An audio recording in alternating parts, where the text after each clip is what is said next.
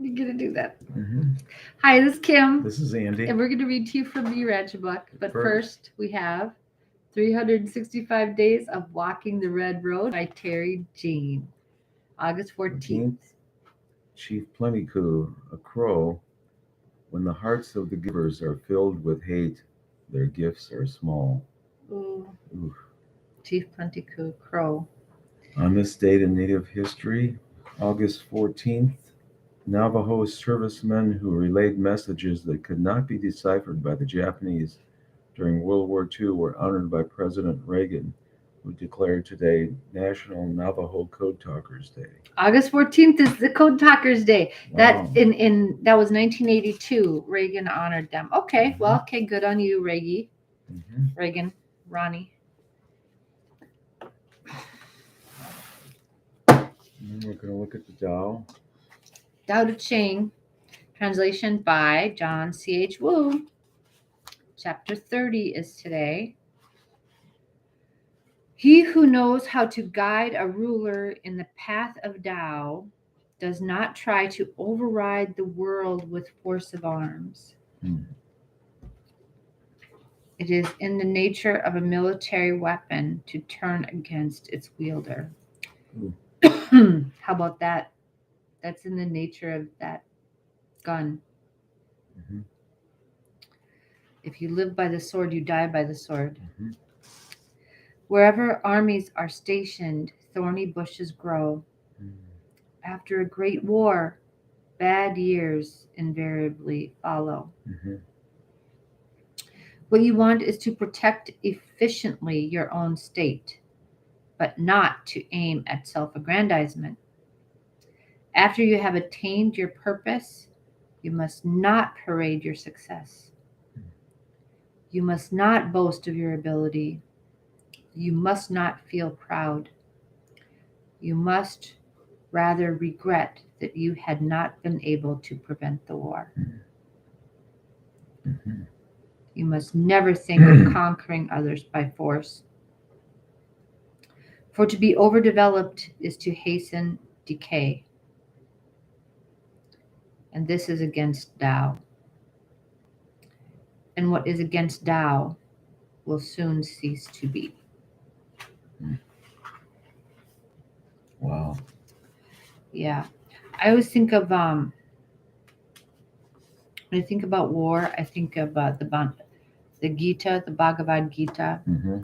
I believe there is a place for war. I'm not a warmonger for anything. I don't think, but you know how? Have you read the Gita? No. Do you know the Gita? No. Well, there's uh, Krishna. There's God. What's the dude's name? I can't even remember. Arjuna, okay, Mm-hmm. is the hero, and he's a mortal guy, and he doesn't want to fight the war because it's a families against people in their own family, and it's like this. His father and uncle are having it out, and the uncle is or the other one that Arjuna's not. The one Arjuna's fighting against is a very corrupt guy, and it's like so obvious. It's not like it's, give the guy the benefit of the doubt. It's like, and it's not like that. He's like totally cheated his brother out of things, and so Arjuna has to go fight, and he doesn't want to take up arms against his cousin and his family, and but then Krishna comes and tells him, you have to fight. You have to stand up for yourself, stand up for your rights. Don't, you know what I mean? When it becomes that, black and white, it's like, yeah, you can't just decide to die about it. You can't just give up. You know what I mean? So, but we have to give everybody the benefit of the doubt, and just try to work with the goodness in everybody, because everybody supposedly has a little bit. But you know, Urantia book even talks about some people out there just aren't. Um, there are sociopaths out there who just don't see anything. They're not even like real people. But you can't spend a lot of time, worrying about that. Hmm. Um, Average people you come to meet don't think about, oh well, are you a like, do you have a thought adjuster, or stuff like that. That'll drive you nuts. Hmm. But there is that out there, Hmm. but you can't go picking fights with it. You have to let it go and just hope it doesn't come to your doorstep. Hmm. But if it does, you have to fight it. Well, I think you're right. I think there are rare situations where you have to do something, but the victory, I think, is in the thinking leading up to it. To Right. to not to avoid um, incredibly destructive activities where neither side can come out better or whole. Right. Exactly. You want to do everything you can to avoid that situation. Right. So if you do that, the victory is actually achieved before the conflict ever starts. If you can bring that person to see You that. can change the nature of the conflict to something other than just force meets force. There's also too that what I always feel, because I deal with children a lot, is because these people seek the vulnerable people for their victims. So if you're going to protect vulnerable people from this that onslaught of it, Hmm. okay, that's an honorable thing to do. But you have to be so sure. I mean, Hmm. but it's just, and Again, don't go alone. wars. If you're doing that, don't go alone too. Again, the war is won before it begins. In the planning, in your Hmm. strategy, Hmm. and you have to gain allies. Don't go into a situation alone, even if, Hmm. yeah, Hmm. okay. So, and if you are going into a situation alone, that's probably a good indication that is probably not a valid. That's not probably a really evil force that you're fighting. You Hmm. probably have a warped perspective, because you Hmm. know Hmm. multiple perspectives are always have more grounded than just one. Hmm. Right. But it's totally a thing that we have to protect what's innocent, Hmm. and but it's so hard It because is. evil knows how to cover its tracks. Hmm.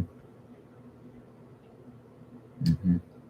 And now I'm thinking of that guy that went to the pizza parlor and was going to shoot up the pizza parlor to rescue the kids.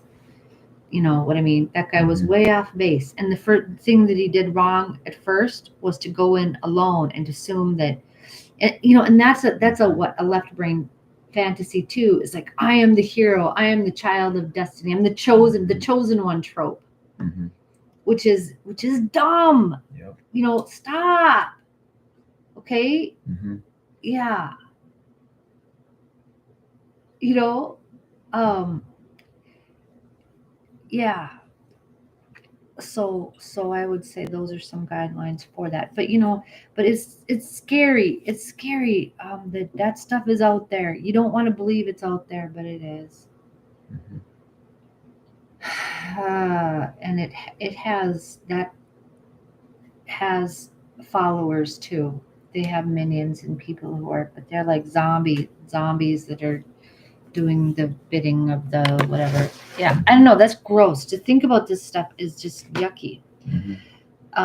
And you don't need to think about it that much. You just, and very unlikely that it comes to your door. Let's think about something Let's else. think about this. Okay, we're talking about the major and minor. This is the settled places in light and light. Yeah. Paper 55, Urantia book. Yeah. Section 11. Paper 55, Spheres of Light and Life. The minor and major sector stages. Yeah. Etho. Minor and major sectors of the superuniverse do not figure directly in the plan of being settled in light and life. So these are these kind of levels that are kind of weird levels. They don't get talked about a lot.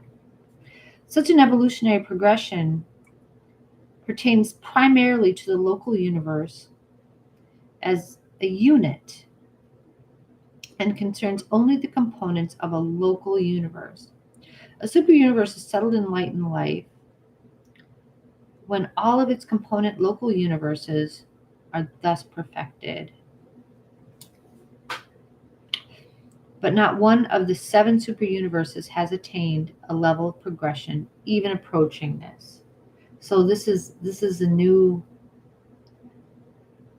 So none of the superuniverses have this, where all the universes are good. Mm-hmm. Okay. Mm-hmm. The minor sector age, as far as observations can penetrate, the 5th or minor sector stage of stabilization has exclusively to do with physical status and with the coordinate settling of the 100 associated local universes in the established circuits of the superuniverse.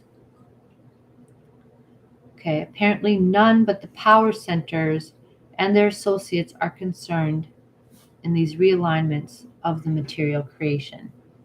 Okay, so the the 5th stage is like a lot of physical has physical like implications as far as like light and energy and stuff like that, Mm-hmm. gravity and whatever. So physically everything is stabilized instead of like having a lot of energy fluctuations or something. Mm-hmm. Then there's the major sector stage. Concerning the 6th stage or major sector stabilization, we can only conjecture since none of us have witnessed such an event. Right. So, nevertheless, we can postulate much concerning the administrative and other readjustments which would probably accompany such an advanced status of inhabited worlds and their universe groupings. Since the minor sector status has to do with coordinate physical equilibrium, we infer that major sector unification will be concerned with certain new intellectual levels of attainment, possibly some advanced achievements in the supreme realization of cosmic wisdom. Okay, you go here. We arrive at conclusions regarding the readjustments which would probably attend the realization of hitherto unattained levels of evolutionary progress by observing the results of such achievements on the individual worlds and in the experiences of individual mortals living on these older and highly developed spheres. Let it be made clear that the administrative mechanisms and governmental techniques of a universe or a superuniverse cannot in any manner limit or retard the evolutionary development or spiritual progress of an individual inhabited planet or of any individual mortal on such a sphere. Mm-hmm. In some of the older universes, we find worlds settled in the 5th and 6th stages of light and life, even far extended into the 7th epoch, whose local systems were not yet settled in light. Younger planets may delay system unification, but this does not in the least handicap the progress of an older and advanced world. Yeah. Neither can environmental limitations, even on an isolated world, thwart the personal attainment of the individual mortal.